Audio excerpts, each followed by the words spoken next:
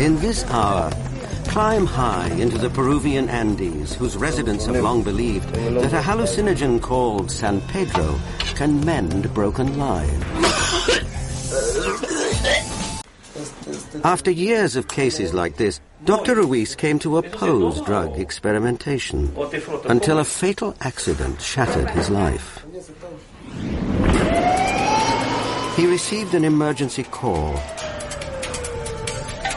The ambulance was rocketing across town when a child chasing a stray marble ran into the street. The driver couldn't stop. His truck crushed the boy. The death was instantaneous. Worse, Dr. Ruiz and the child were related. When I got down and was able to verify that the boy was my nephew, it really affected me. His nephew's death destroyed the doctor's life. I had nightmares, weeping, anguish. I had headaches, pains in my neck, pressure on my chest, and my breathing was agitated. Psychiatrists couldn't help. In desperation, he went to the mountains, hoping to find relief in a drug ritual. Peru permits limited use of the substance, but many societies would outlaw it entirely. Dr. Ruiz drank a soup made of a cactus called San Pedro. The brew causes hallucinations. Visions many Peruvians believe can change lives.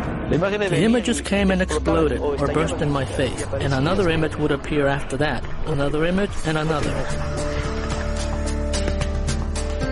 By plunging into the San Pedro experience, Dr. Ruiz regained control of his life. I started to sleep peacefully. I no longer had the nightmares. I no longer sweated at night. I slept normally. Once an opponent of drug experimentation, this physician is now a believer in the healing power of San Pedro-induced visions. Twice each week, crowds make the pilgrimage that salvaged Dr. Ruiz's life. Some travel hundreds of miles.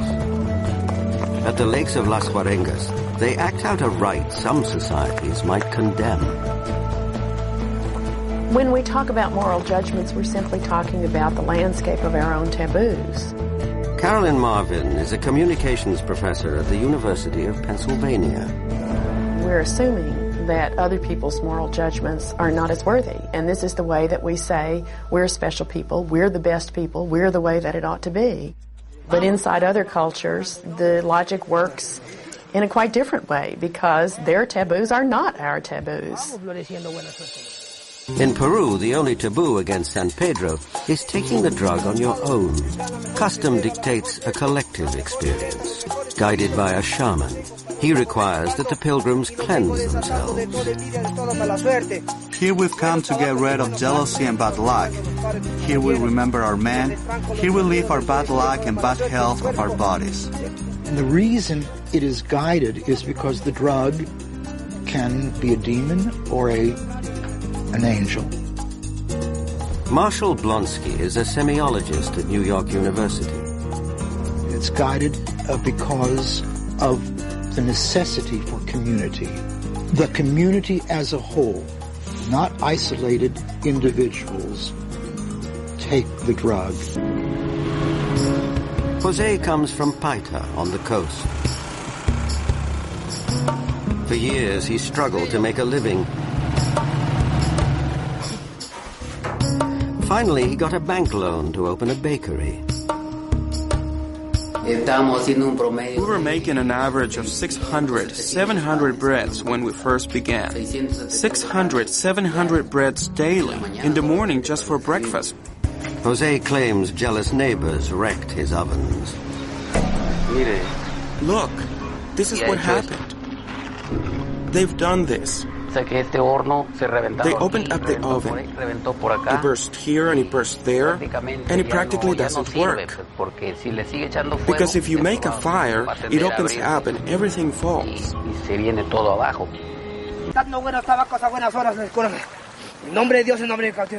Before they can take San Pedro, Jose and the others must purify themselves.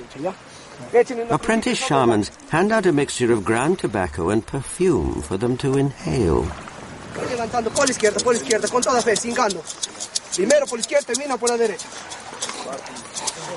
The effects hit swiftly and harshly.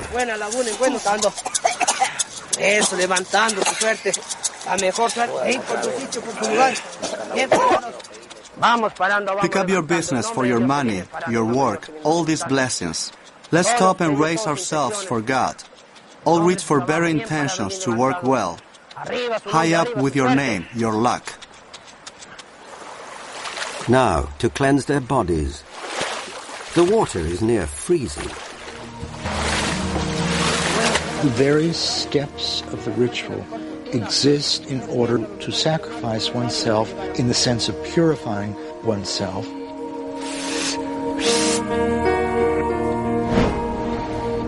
Coming up, can drug-induced visions really bring peace of mind? Bodies and spirits purified, the seekers are ready to meet the shaman who will guide their drug journey. He's known as El Maestro.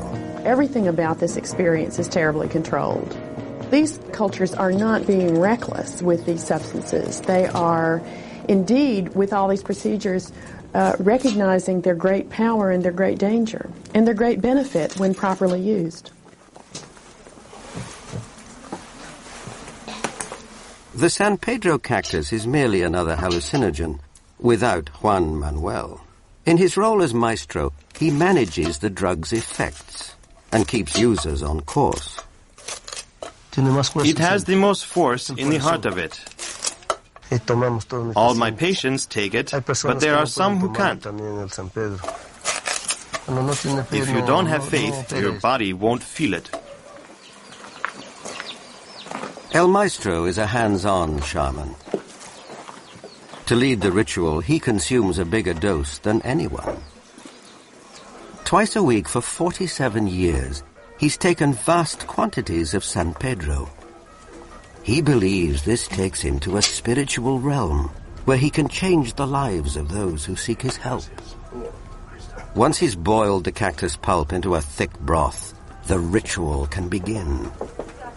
The very magical idea that drugs can put us in touch with a transcendent, powerful reality that opens us up to new worlds that we didn't dream seems to be the very opposite of our own use of drugs, which is really to calm us down, to restrict our consciousness, to limit our access to what is beyond.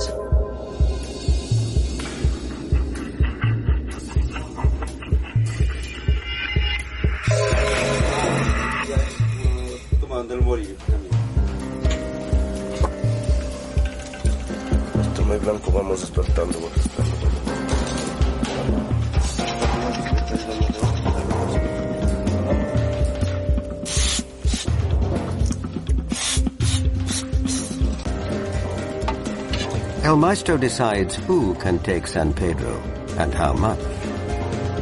Jose takes his dose. Within minutes, the drug kicks in.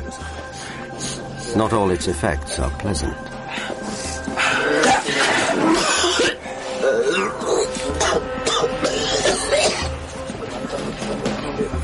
Time loses meaning.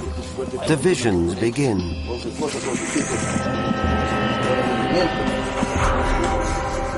Their spirits leave their bodies, carrying problems and worries.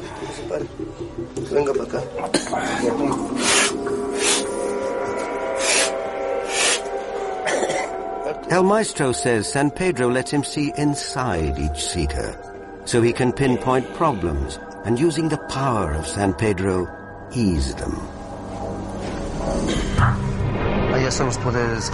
When you are on San Pedro, you get powers from the mountains and the lake. It's when a person has a strong problem. With the San Pedro, you can see as though through a mirror. Like we call it here, a transmission. And then I tell them certain things, and there's clarity. Rationalists may say that this shaman under the power of the mescaline is a faker and is just saying what comes to his mind. But he wouldn't be a shaman for very long if there weren't quote-unquote recovery.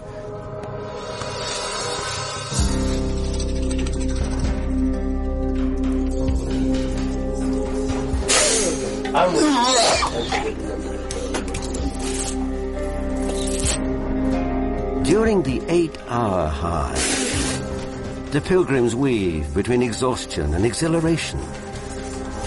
Believers say this enhances the drug's strength.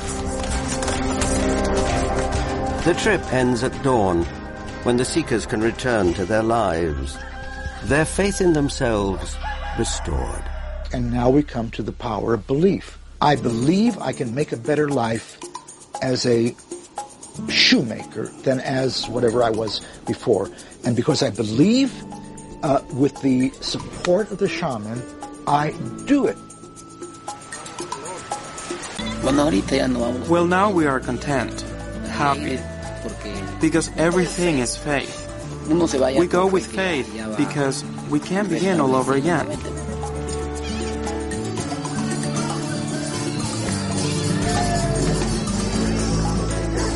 Dr. Ruiz still doesn't know how San Pedro helped him overcome the tragedy of his nephew's death, but he believes in his experience. I believe that this taboo shouldn't exist. There should be, above all, a relationship of cordiality. That is, learn from what they know, and they can learn from what we know. Atop his mountain, El Maestro offers wisdom and guidance, plus access to a powerful drug.